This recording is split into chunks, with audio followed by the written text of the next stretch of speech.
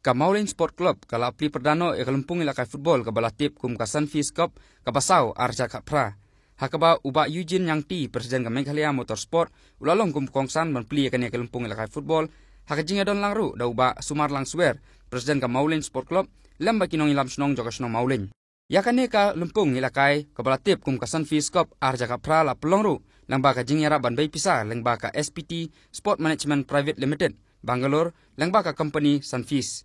Kawaj don ka jingtmu joka Sunfish kalong ban sei madani ki sap ki pong ki hybrid kenthe ba senrang hakajing lakai football bakum juru baka kunhun ka baladu kan yo ban mikmat ika jela kum ka Meghalaya Master sakalumpung ilakai ban pelong hanong ba Guwahati. Yakane kalumpung ilakai football ka balas dang Hamaulin an pelong ru Hamakorwat hakaba borok ki kunhun ki balapoi yashimata ki long hadu shispa lai pun rutuli bar ki kunhun ki bapoi saka quarter final na Hamakorwat ken saya shimata sendon hadu final hakasno Maulin. Hakijing kun ki balapelong hakasni pipadai ka Sunfish Cup ka Maukan Sport Club kala pelimno ya ka Mauyom Sport Club nang ba ka Tribekar da Sanko Lasau kadba ka Umsning Sport Club kala pelimno ya ka Umtro Sport Club da Sauko Lalai. We are grateful to God that we have this opportunity to organize this Sunfish Cup 2018 once again in Northern Maukan. We are grateful to the Sunfish for sponsoring this tournament,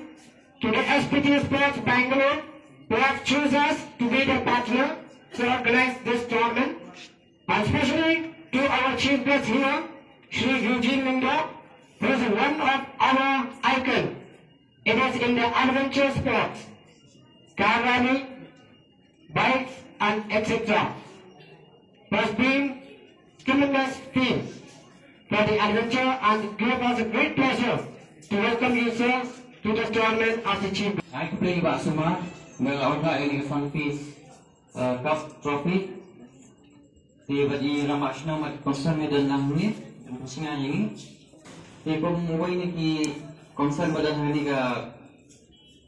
daya sementara yang menjadi buat ini sportsman di adventure sports jadi ki jingga kadu di race bike race tali bag adan pun approachment ini adan hari ke lain